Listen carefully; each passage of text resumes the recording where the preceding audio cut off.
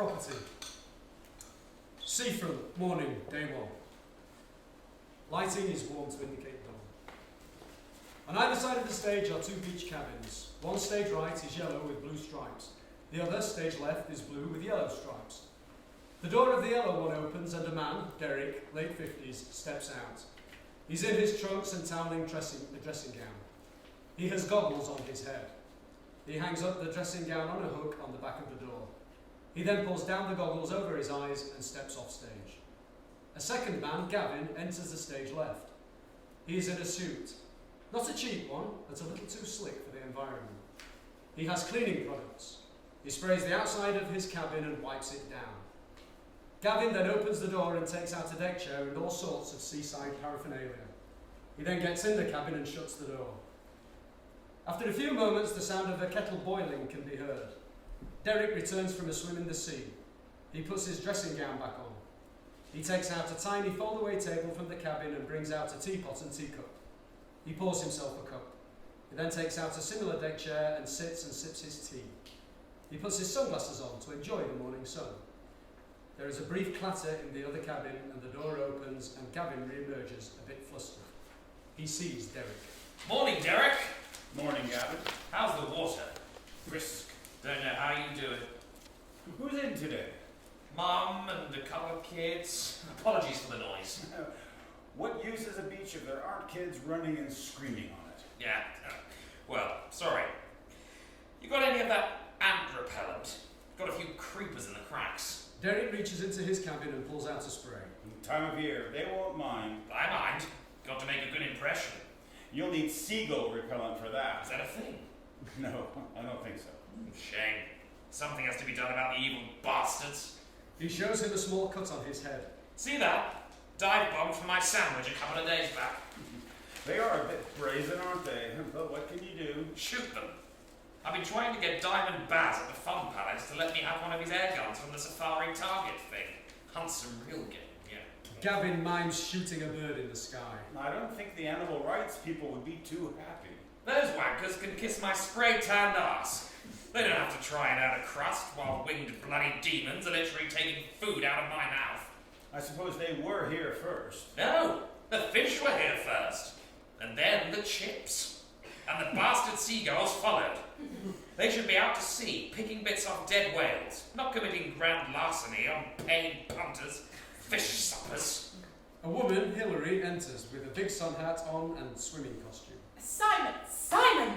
You've still got your underpants on? No, Harry, stop him, would you? I've only got one spare pair. Good boy. Hilary turns to Derek and smiles. Kids. Gavin? No, he's Gavin. Mrs. Sanders. I'm Gavin Sullivan, owner of Hot Hats. Oh, yes, wonderful. Before we go any further, I thought I'd let you know one of your signs has been defaced. It now reads Hot Butts. Poor spelling, but I think you get the gist. Fuckers. Yes. We sometimes have a youth problem, much like any seaside town, but your cabin is pristine, as you will see. Now let me show you around.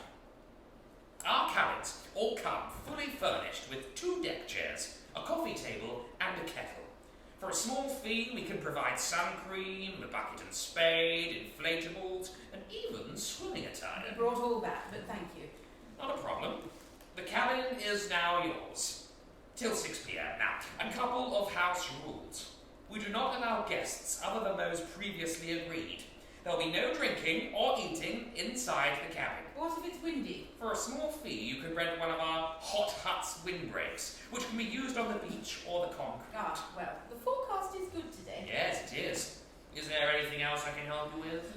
You wouldn't happen to provide stringent childcare, would you? For a small fee? Unfortunately not. Shame. Well then, thank you for the talk. I'll be back at 6 p.m. Have a good day. The cliffs are a good shield against the wind, unless it's coming off the sea. Uh-huh. Simon! Oh, God damn it, boy. I only have one spare pair. Hilary walks off towards her kids. Derek sits in his chair and sips his tea. Seafront, morning, day 2. Derek stands in the sunlight, eyes closed, happy. Then there is some shouting. Piss off, you bastards! Ah! Evil. All right, Derek. How's the water? brisk. Yeah, don't know how you do it. So, you about today? Yep. All day? Yep. Right. It's just that I'm fully booked. Oh, good for you. Kids' party. Booked out all the fun ones. Jabba the Hutt, Starsky and Huts, Fight Hut, My Left Hut, the Hutch Cracker Suite, Cabin and Stacy, Fleet Hut Mac, Take Hut, all of them, except this one, which old Mr. Leonard is having today. You know him? So I'm stacked. The drinks are on you. Yeah, they will be if you do me a favour. How can I help? Lend me your cabin. And before you say no, because I know this is a big ask, seeing how you are and all that, but it would do me a massive favour. I can't. Hear me out. Now, I've got a regular, last minute, tetchy twat, but reliable.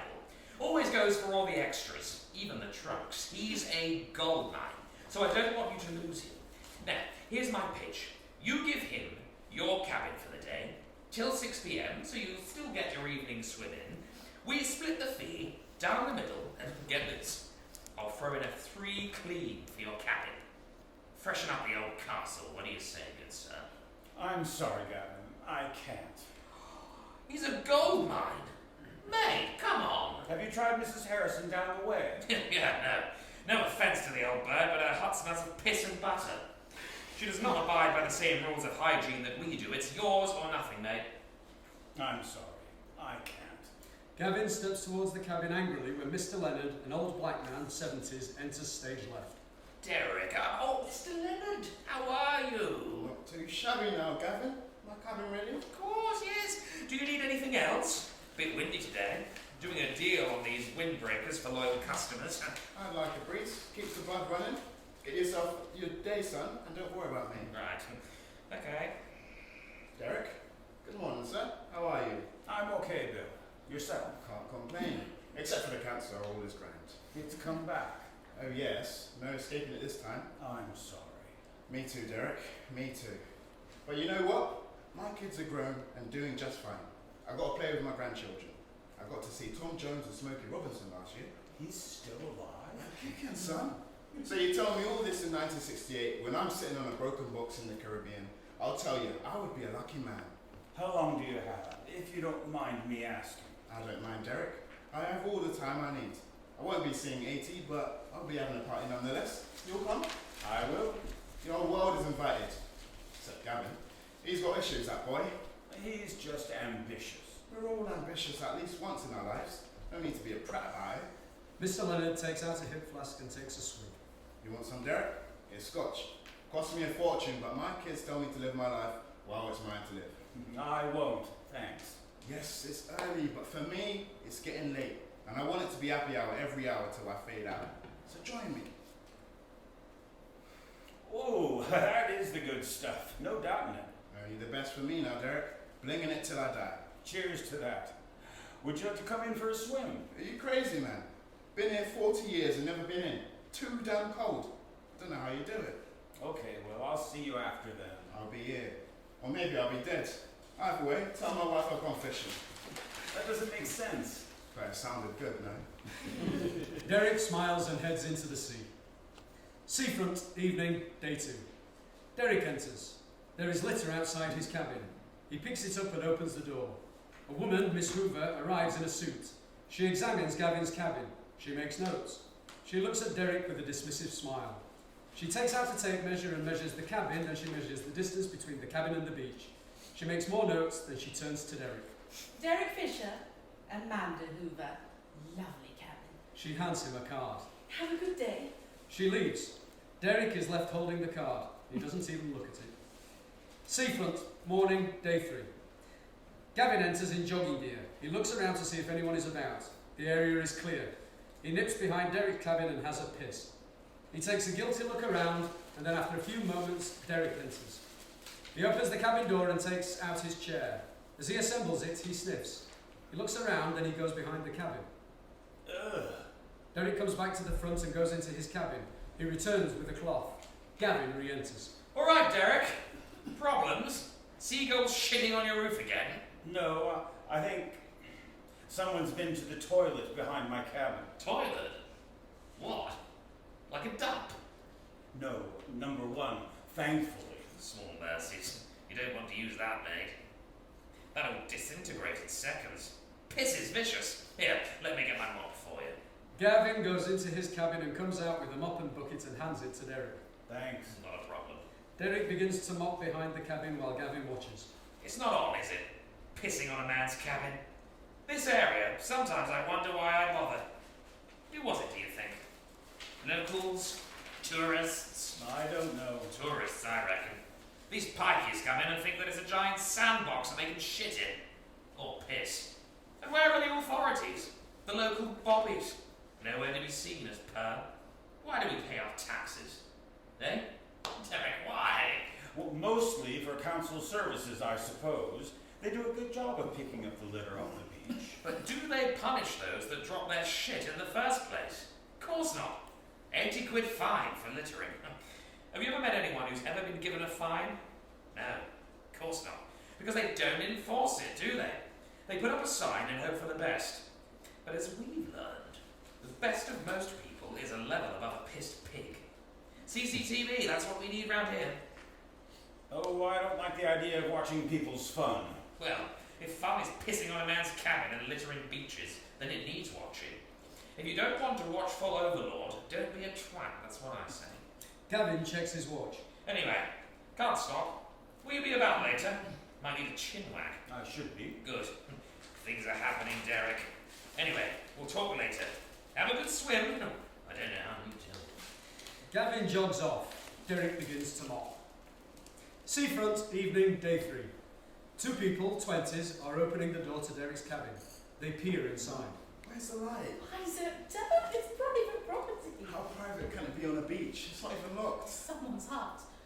I just want to look inside. Why? It's just a hut. Haven't you ever wondered what people keep in these things? Beach umbrellas there. Curiosity assuaged. There was this murder show on ITV. The killer was called the Beach Coma, which made no sense as he scattered bones on the beach, not picked them up. Anyway, when they caught the fella, it turned out to be this old geezer who sat on the seafront every day, and when he opened his cabin, they found fingers, just a skeleton, not fleshy, hanging off pegs off the wall. Dozens of them. Derek enters, drying himself after his swim. He stops when he sees the couple, hearing their last sentence. Hello? Oh, shit! Oh, we're so sorry. He's just a nosy idiot. We weren't... Yeah, sorry, It's okay. Can you not do it again, though, please? What you got in there, man? I said, for Christ's sake. What? No fingers. Yet. If you want to hire one, you should go down the front to Hot Huts. They have lots. With funny names, too. Hot bats. I saw it. Someone's changed the H to a B. But they missed out on extra T, so it doesn't make sense. I think people get it. Should get one. No, of course not. Who knows what... not you. Yours is obviously well maintained. But some of these, who knows what happens in them? Come on, Annie, let's grab a pint at the pub with the big-titted mermaid on the sign. So inappropriate. Kids walking around. You're tit shaming. I am not. I'm just saying this is a family area. Derek takes out his deck chair and sits with a smile. Seafront, morning, day 4. The sound of seagulls can be heard. Gavin enters with an air gun. He looks up at the sky. He fires and misses. Ah! Come on, you satanic little shits. Come to daddy. It's supper time. Derek enters. He sees the chips in the middle of the stage. Gavin pulls the barrel back in a bit, but the tip still peeks out. The seagull noise gets louder as Derek bends down to pick up the chips, wary of the birds overhead. The seagulls begin to dive bomb the chips. Derek ducks and weaves a bit to avoid the birds. Gavin fires, hitting Derek in the back. Ah! Derek drops to his knees in pain, clutching his back as best he can. Gavin pushes the door open a few more inches and looks guiltily out of his cabin. Gavin, leaving his rifle inside the shed, steps out. He steps to the side of his shed and acts as if he's just arrived, then runs past Derek to the other side of the stage as if chasing someone. Hey! You little bastard, I saw that! Gavin stands in between Derek and the imaginary assailant. You see that, Derek? Little bastard with a rifle. Can't have been more than 12. Are you alright? Did he get you? Bloody hell. Let me take a look. Well, it's not penetrated the skin, thank God. Can you believe it? A rifle. An air gun. Anyway, must be from Diamonds. I'll be having words with that idiot, I'll tell you that. Thank God I came along, mate. He could have finished you off. I think he was aiming at the birds. Get in the sea. The salt water will do it the world of good. Bring the swelling down and all that. A rifle! Crazy! What's this place coming to? CCTV, Derek. We need it. Or something like that. Security. We can't let the scum win. I think you're right. Finally seeing sense, eh? I mean about going for a swim. I think I will. Change is coming, Derek. We need to embrace it, or we'll get lost in it. Ride the wave. Do you swim? No. No, me neither. Waves aren't big enough, are they? No. Jane, surfing would really give this area that bump it needs. Are you sure you're okay then? I will be. Thanks, Gavin, for stepping in. Civic duty, isn't it? You can't stand by while a good citizen is threatened. Evil flourishes when good men do nothing. That's what they say, isn't it? JFK? Thomas Wayne. I don't know him. Batman's dad. Knew what he was on about. Anyway, you go and have a good swim, alright? Gavin watches Derek go into the cabin and shut the door. Gavin then reaches into his own cabin and quietly removes the gun and sneaks off. Seafront, night, day 4. Gavin is sat outside his hut with his head in his hands and a small bottle of whiskey, mostly gone. Be better. Be better. Be better. I'm a good boy. I'm good. You've got this. You're good. You're good. He walks to the seafront and gives a brief wail of anger. Then Derek appears stage right, drying himself after a night swim. He looks bemused at the sight of Gavin. Gavin doesn't notice him for a moment, then he senses the presence. He turns and looks drunkenly at Derek. Oh, fuck off, Derek. Derek nods and opens his cabin. He takes out his gown and puts it on. Then he proceeds to get dressed as the scene plays out. Wait. Sorry. I didn't mean that. It's just been a difficult day. It's not bad. It's just complicated. I'm sorry to hear this. Sorry? Don't be sorry. Did you not hear me? It's not bad. It's good, in fact. Really good, but I just don't want to fuck it up. Making a step, a step up. Good for you. It will be. It'll be good for all of us if we play our cards right. Do you play cards? A bit of bridge at the club. Literally no clue about bridge. Old ladies' game. I'm a poker man. Or rummy. Nice bit of rummy. It's all about mentality, Derek. Think like a winner, and you will win. Unless Norm is playing, that guy's got a deal with Satan. Never loses. But then, he's ugly and so are his kids, so give or take. You got kids, Derek? I've never asked. Have I? No. So you don't have any? You've never asked. I have 2 children. Well, adults now. They don't like the beach? They don't live here. Right, I've never seen them here. It's just you by yourself. They used to come all the time when they were little. Before my time, I guess. Yes, when my dad used to have this cabin, we'd all come down on the weekend and see him and my mum. So they don't come and visit? My daughter comes once in a while. She lives in France, so it's not as easy. France, eh? Nice. How'd she wangle that in this day and age? Marry a Frenchman, did she? None of my business, of course, I'm just asking. She did. She met him over here at university. Then they got married and had 2 children in Montpellier. Montpellier? Oh, indeed. Well done, son. Holiday in the bag, eh? What's the cabin industry like over there? I don't know. Different, I suppose. Yeah, don't need them over there, do they? Better climate and no shade. Always naked, aren't they? It's different. Drink? No thanks. I have to go. Oh, come on, Derek. We've had huts next to each other for 5 years and I barely know you. Come on, have a drink. I'm trying to be nice. I don't really drink. Fucking hell. Such a bloody sphinx. Fine. Let's stay acquaintances. See if I give a shit. I'm on the up, son. Son, you have a son, right? Sam. He in France, too? No. So where's he then that he never shows his face? We lost him just before my wife got ill. Ah, shit, sorry, man. I've fit in it, haven't I? But you know what? I'm fine with it. You shouldn't pussyfoot around these things. It's better out in the open. Now I know why you're so weird all the time.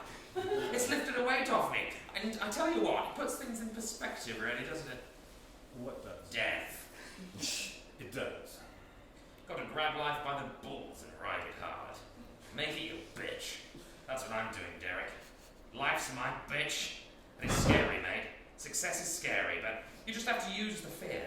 Let it fuel you. Is that what you did with your son? What? No, of course you didn't. You're sitting in a cabin all day, every day. Still, there's worse places, right? I have to go. Yeah, off you go, son. See you tomorrow, yeah? Fuck off, Derek. He looks guilty at saying that. He then sits back down.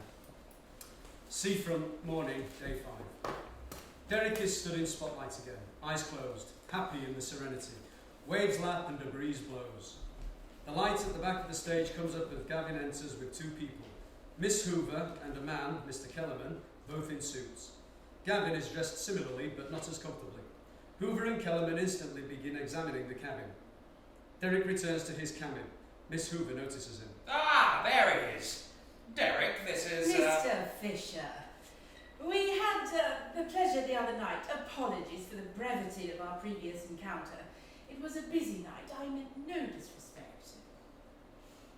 We admire your cabin, Derek. One of the finest we've seen, wouldn't you say, Mr. Kellerman? 100%, Amanda. Mr. Fisher, was it? Derek, I'm John Kellerman. We, Amanda and I, represent Premier Academies. Derek's been here years. Proper local. That's right, isn't it, Derek? Yes. Wonderful. That is wonderful. History, heritage. That is what the British seaside town represents. Nothing says England more than a beach cabin. Wouldn't you say, Derek? John? Yes, and heritage is what we were all about, Mr. Fisher. Derek, we at Premier Cabins wish to maintain the wonderful and colourful history of the British seaside town. Are you familiar with our business, Mr. Fisher? Derek? Miss Hoover hands Derek a leaflet. I've seen your ads. Amazing. We're very proud of them. We are a small business. Small? You're joking. They own all the beach huts from here to bloody Blackpool, Derek. These are not small fish, Derek. They're big, fat sharks. But good ones. Basking sharks. The ones you can swim with. Impressive. That's all I'm saying. Thank you, Gavin. When I say small, I of course am not referring to our ambition, which is of course sizable. I mean intimate, Mr. Fisher. Derek, like a family. Small as in details. We are concerned with details, Derek.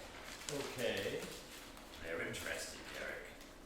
Interested? Yes. In our patch. Mr. Kellerman steps forward to block Gavin. This is a beautiful patch, Mr. Fisher. Derek, the uniqueness of the area makes this very appealing. What they're saying is that this place is ready to pop. People are already coming here. More and more with the temperatures rising. I mean, this is September and it's what, 23 degrees? Mental. And it's only going to get better. Good. As we are here, Mr. Fisher, Derek, would it be possible to take a look at your cabin? It is such a premium example. We are always learning at Premier Cabins. Sorry, no. No.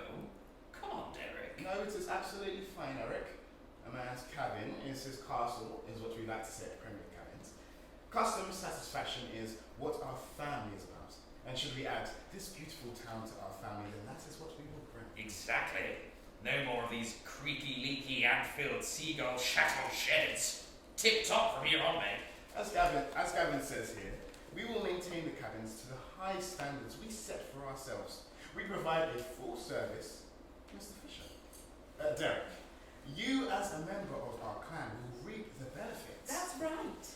We will manage your bookings and you, our friend and client, will take a slice of the proceeds. And you will also enjoy free use of any unbooked cabin whenever you like.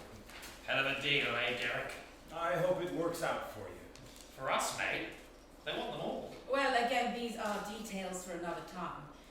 It was a pleasure to meet you, Derek. We will see you again soon. Yes, Mr. Fisher. Derek, enjoy your swim. I don't know how you do it. Too cold for me. Derek smiles. Gavin looks at Derek with a smile that masks contained malice. Seafront, evening, day 5. Mr. Leonard is sat outside Gavin's cabin having a whisky. The door is open and Mr. Leonard is sat in the deck chair. Derek emerges from the beach. Good evening, Derek. Hey, Bill. I didn't know you had the cabin today. Mr. Leonard raises his drink to salute Derek. Celebrating, Derek. Treating myself. What are you celebrating? Another day, Derek. Another day. A good cause. Yes, it is. I had money on yesterday, being the last. Ah, who would have collected the winnings if you'd won? A charity, Derek.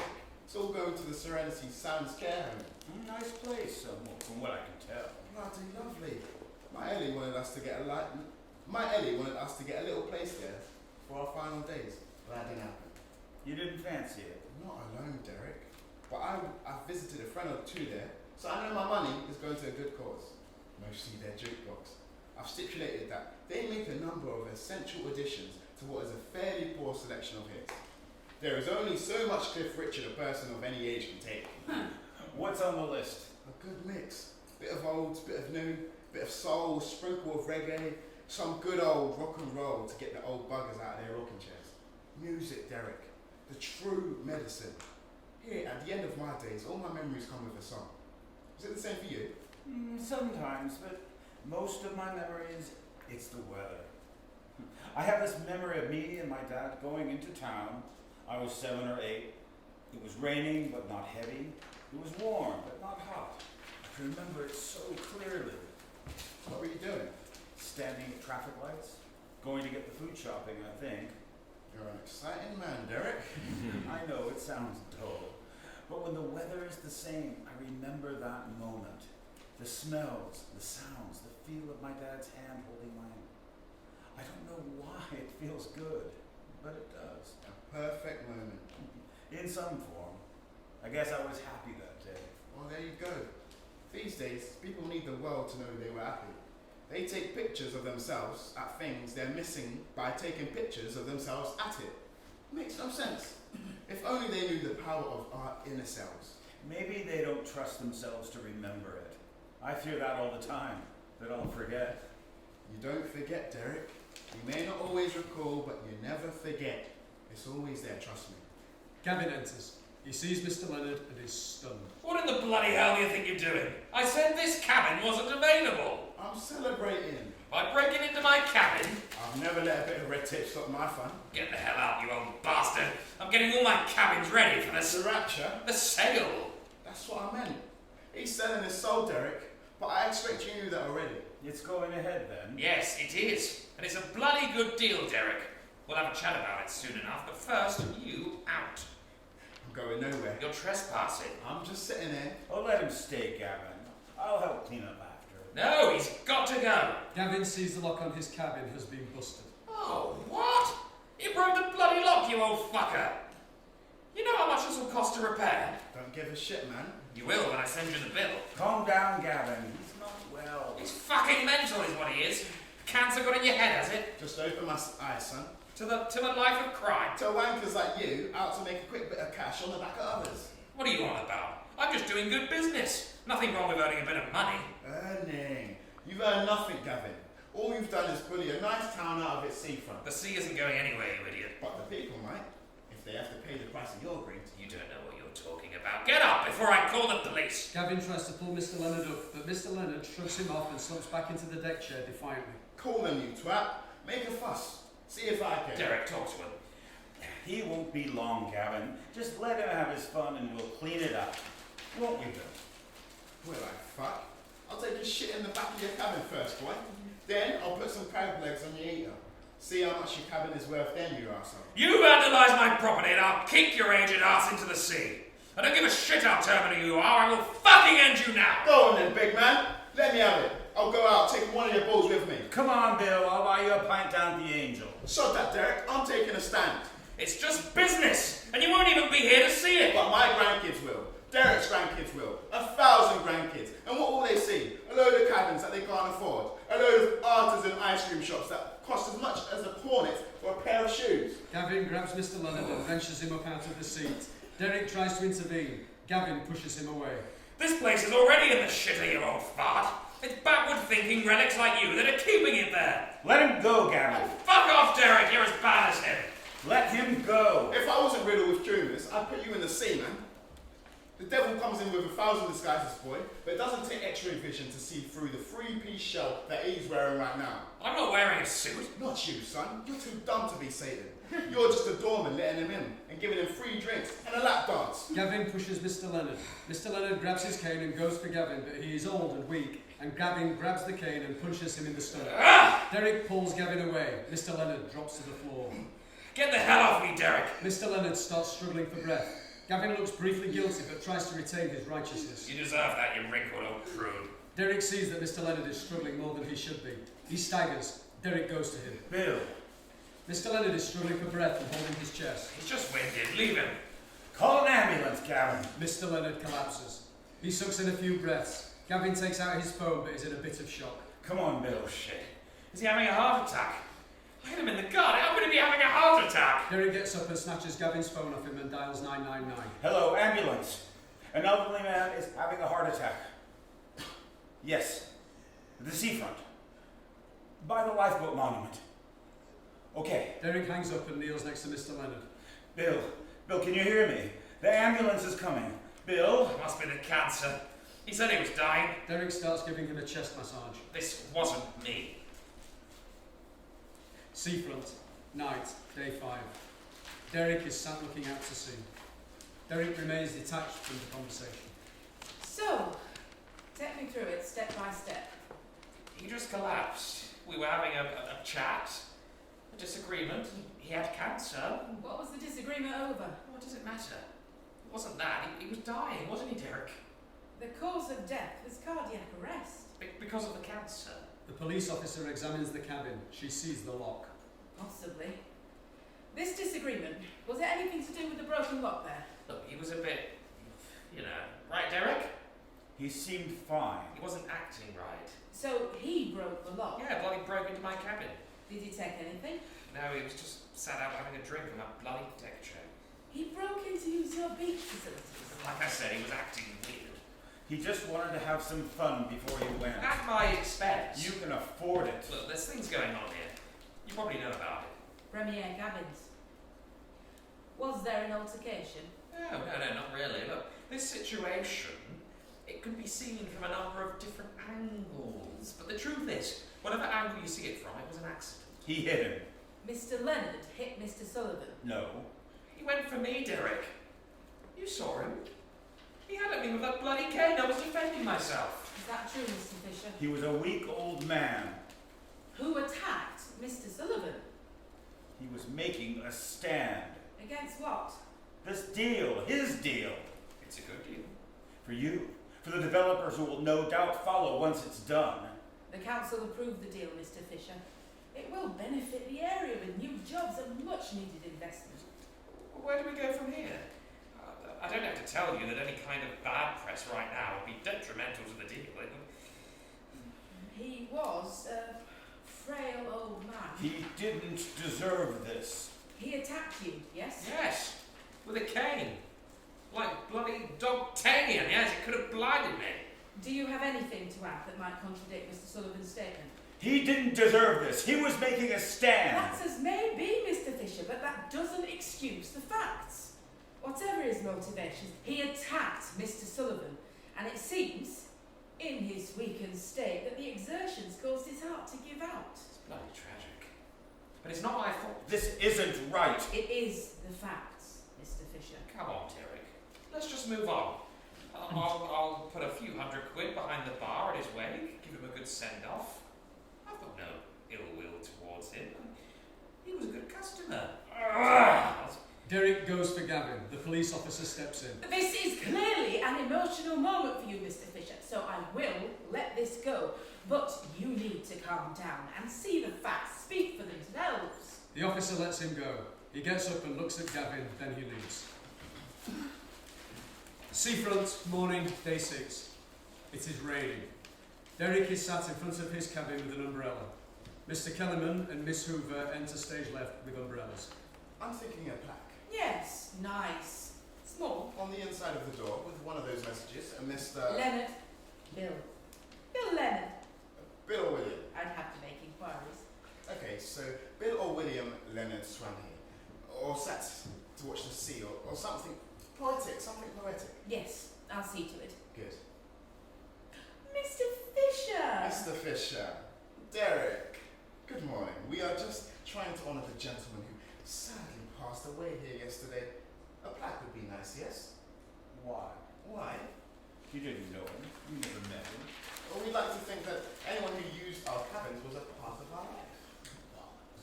I understand from Gavin that you knew Mr. Leonard. Yes. We? Yes, we. We are sorry for your loss. He was a good man. Would you have any suggestions of words we could... He made a stand. Miss Hoover hands Derek a letter. Derek opens it. What's this? Your contract? Contract. I didn't ask for a contract. I'm not part of your deal. I'm afraid that's incorrect, Mr. Fisher. Derek? No, I can't stop you from doing what you're doing, but this is my cabin. It's not for sale. It is your cabin, of course, and you shall, as the contract stipulates, have the full service of it, except for on school holidays and other peak times. It's my cabin. The cabin itself is yours, but the plot on which it stands is not. It was once. No, that's not. I'm sorry, Derek. So we will need you to vacate the cabin so we can begin refurbishment. We will, of course, organise for your current cabin to be transported to a location of your choosing. You're moving my cabin. We have a trademark aesthetic that we will be implementing. I know this is quite the upheaval, Derek, but as you can see, you have been well compensated. And we didn't have to do that, Mr. Fisher. We are under no obligation. We just like everyone to be happy. I was happy. Everyone was happy. You may be happy, but the town council tells us that the place is rotting. No. I've been here since I was a baby. My grandfather was happy here. My mother and father, my wife and children. We were all happy here. And where are those children now, Derek? Away, like many others of that generation. Because there is little in the way of opportunity. But we are going to fix that. The future of Britain's seaside towns is safe in our capable and caring hands. Trust us, Derek. It's painful right now, but you will be happy in the end. Now, if you could sign that and get it back to us by the end of the day, that would be great. The truck will be here in the morning to pick up your cabin. Do you have a place you'd like it to be placed? No. We can dispose it for you also. We have a deal with the local refuge dump. It will be at no cost to yourself. Well, we'll leave you to say your goodbyes. It is a lovely cabin, Mr. Fisher. Mr. Kellerman smiles. He and Miss Hoover leave. Derek sits still in shock. Seafront, morning, 1989. A young mid-20s woman, Cheryl, is sat between the two cabins looking out to sea. Derek appears. He is dressed in late 80s attire. Not cool, but not unfashionable either. He stops briefly at the sight of the woman. She glances briefly over her shoulder. Derek goes to his cabin and begins to ready himself for his day. The woman takes off her sunglasses and squints at the bright sun. Excuse me, sorry. Do you have any sun cream? I've stupidly forgotten mine. Sure. 1 second. Going to be a scorcher, I think. The forecast is good. Well, that's why I'm here. Thanks. I tried booking for one of those, but they're all spoken for. Who'd have thought it? Funny. Is that one yours then? Looks like you got it kitted out. My dad's. Was my granddad's. Not exactly a house on the Riviera. But it'll do, eh? Yeah. So you're local? Yes. You're here for a holiday? Day trip. Saw the forecast and thought, sod it, I need some sun and sea. I only live 20 miles away, but I never come here. Did when I was little, but I don't know. You grow up and the seaside seems a bit silly, doesn't it? I suppose it doesn't if you live here. I'm saying I like the memory of it. I didn't want it to change, you know. The beginning of something is so nice, unknown, but full of hope. Ending that feeling scares me. You know what I mean? The sea can do that for you. Every tide brings something new. And the great thing is knowing that it will never go away. That's what scares me. Knowing something is never coming back, ever. I hate that feeling. When all you have are memories, but the reality overpowers them. So avoiding the reality seems the safest bet. And yet, you're here. Maybe I was hoping for a new beginning. And fish and chips! Where's good for lunch? No. There's Tratner's if you like eating outside, or the Magpie if you prefer inside. I bet you can just sit there and look out to sea for hours, can't you? Yes, So peaceful. most of the time. Look at them! Running into the sea like it isn't going to freeze your bits off. You're not going in? Are you joking? Bolting. It's not bad this time of year. I suppose you go in all weathers, eh? Sometimes. I like a heated pool. Well, there's one in town, but it's not the same. Why is that then? It's not real. I mean, it's real, but it's man-made. It's always the same. The sea is never the same. Every day is different, new. The tide comes in, and it changes the shore. You can let the sea take you where it wants to, go, or you can use its power to push you in your own direction. You can rest your head in it and remember. I did learn to swim here, sort of. I was with my gran. She took me out on her back, way further than I'd ever been. I got scared, but my gran just smiled at me and I felt okay. That's why I swim. Derek stands. He holds his hand out. Cheryl takes it. All right, but you're taking me to the indoor place and getting us a seat next to the radiator afterwards. Okay. They walk into the sea. They stop and face the audience. Cheryl leaves, but before she does, she pulls out a larger container and hands it to Derek. Then she is gone, and Derek returns to the present days, alone. Seafront, evening, day 6. Derek looks at the container. It is a jerry can of petrol. He looks up at the sun. He closes his eyes and bathes in the warmth. A projection of his memories shines on his face and the 2 cabins. Kids playing, him and his wife sitting happy. Older men, his father and grandfather, sat happy. He then turns to the cabins. He goes to the still damaged cabin of Gavin. He opens the door. He then pours the petrol inside the cabin. He steps out and goes to his own cabin. He takes out his deck chair and sets it up. He then takes out his little table and teapot and sits next to the chair. He goes back in and takes out a box. He puts the box on the table. He goes back in once more and comes out with a box of matches. He takes out a match and ignites it. He pauses for a second, then throws it into Gavin's cabin. The sound of fire grows. Derek then goes into his own cabin and repeats the action. Derek sits on his chair and looks through the photos and trinkets that are contained within the box. The smoke from the cabins gets thicker. Derek coughs as the smoke consumes him, but he doesn't move. Seafront, morning, day 7. Gavin is sat on the floor. His face is slightly blackened by the smoke. The policewoman examines the cabins behind him. I agree. He didn't seem the type. Who bloody knows with him? Never said a word, did he? Fucking weird. Why is it always me that's put next to the weirdos? It's the same in the cinema. Always next to the idiot who can't speak English or plays with his phone. He was clearly very attached to the cabin. So was I. It was my bloody livelihood. He just lounged around, didn't earn a penny. Me, it's what bought my daughter a car. It's what got us our extension. You're lucky it didn't go further down the front. Some of these cabins have gas canisters and all sorts in them. Fucking mental, he's Dead. So let's not speak ill of him, shall we? sorry. I'm just a bit emotional. Yes. Will this affect your deal? I don't know. It won't help, will it? Don't know why I couldn't see it, the potential. Some people just don't like change. Right. I think we've got all we need here. The fire department will be here later to clear the area. Any insurance claims information will be provided by them. That's it. Not much else to do, I'm afraid. The culprit is sadly no longer with us. The cause and motive are obvious. All that is left is to clean it up. Yeah, that's all. It's just a bloody cabin, Derek. Ah, Mr. Sullivan. Gavin. What a mess, eh? What a mess. Still not irreparable.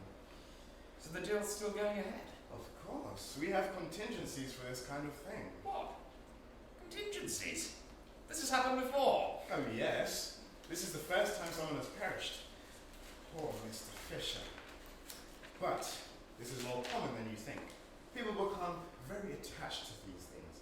There's a lot of memories and happiness tied up in these places, and so when change is imminent, they can act out of character in an attempt to keep things as they were, or pure vengeance. Yes, 5 cabins in total. Yes, they were on the way out anyway, but they need to be gotten rid of now. Health and safety and all that, yeah. 1 p.m? Perfect. What a mess, Gavin. But you're lucky in a way. How's that? The contract comes into effect tomorrow. So these were still your property, and so the insurance claim is all yours, should give you a tidy bonus. Right. Quick question. Did Mr. Fisher have any family? We are looking to make some sort of compensation to them for the loss. You want to compensate the arsonist's family? What about my bloody family? We aren't framing this as arson. Mr. Fisher was a beloved member of the community and had a terrible accident with a faulty appliance. It's a much more pleasant story for the future clients who will be frequenting the cabins on this patch. There is no positive to creating a fuss here. Tragedy is more palatable than crime. Right. So now what? Now, we proceed as planned. You can't stop progress, Gavin. Let's turn this town around. The plaque. Oh yes, we thought of doubling up on the plaque. Since Mr. Leonard and Mr. Fisher were good friends, we thought we could put a plaque here. Where friends made memories, I was thinking. Whatever. Very tasteful. Mr. Kellerman and Miss Hoover leave. Derek appears. He stands at the front of the stage, floating in the warmth of the sun. The sound of water lapping, children playing, seagulls squawking.